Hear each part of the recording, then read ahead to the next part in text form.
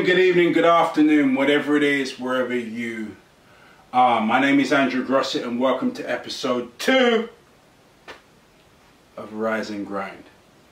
Last week we dealt with identities and understanding exactly who it is that you are and working out how you can establish who you are. Today I've got a different question for you. It's a question that was asked to me about a year and a half ago that I didn't really have an answer to. What are you like, or more importantly, what do you like to do? You see, as I was going through processes that were kicked off by other significant events, I started to really analyze myself and go through to try and understand who I was, what I liked to do, and various other questions along the way. And when someone asked me what I like to do in my spare time, it was not gym. I didn't have an answer. I didn't have a hobby. My gym used to be my hobby when I was in full-time work, but since moving into more of a competitive vibe, gym is now a way of life. It's now actually part of the career progression. It's part of the plan. So in terms of downtime, things that I like to do to make me smile, it didn't involve being underneath seriously heavy weight. I didn't have an answer. I didn't have a clue. And by the way, not having a clue is not a wrong answer. In fact, it's probably the best answer you could do. It's probably the best answer that you could find. It's probably the best scenario you could find yourself in. Because now you get an opportunity. You get an opportunity to get out there and go and try some new things. Get out there, go and meet some new people. Get out there and get involved in life.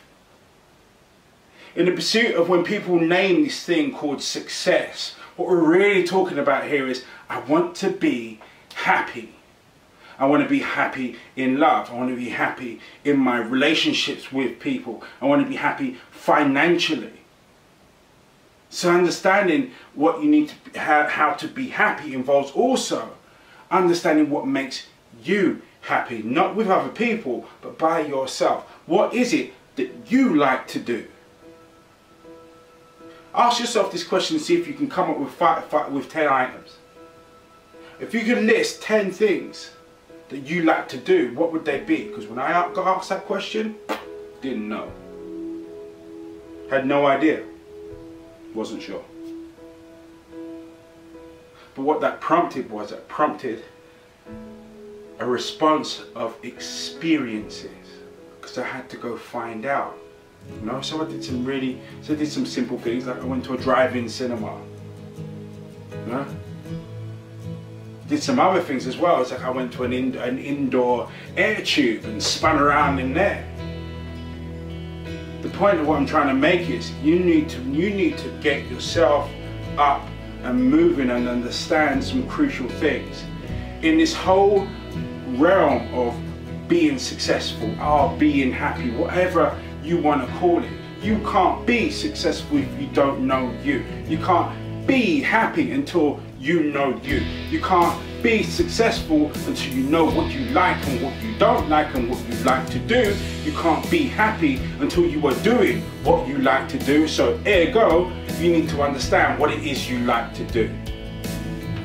And if you can't define that right about now, that's not a problem at all. But you owe it to yourself and your future self to go find out. You owe it to yourself to get off your backside and go, right, you know what, let me create a bucket list. Let me write a list of things down that I think I might like, and then go on the challenge to go and find out if I do. Your life has the ability to be amazing. You have the ability to be amazing. But in these first steps here, in these first initial bits, we need to understand, you need to understand who you are. You need to understand what you like to do. You need to understand what you're about in order to understand where you're going. And a lot of the time we're so preoccupied with that point over there, we forget to analyze and understand this point here. Because we put that one over there as being the most important, because that's the vision, that's the goal, that's the dream. And what about where the dream starts? What about where the goal starts? What about where you're what about the ground that you're stood on right now? Right now, is it secure enough? for you to go from both feet on the floor to one foot in order to make that first step? Are you going to lose your footing if you move one foot and leave yourself on one leg in order to make that next step? Understanding who you are, what you stand for, what you like to do is crucial. It's the beginning of all things. It's the beginning of everything you have possibly dreamed of. So don't mistake it. Take the time to understand it. Take the time to get to know you and get to know what you like to do. Once you have that clarity, you can begin to walk your yellow brick road towards your emerald city. That's me for another week. As you can see, I'm on my way to the gym to go and pick some heavy stuff up and put it down.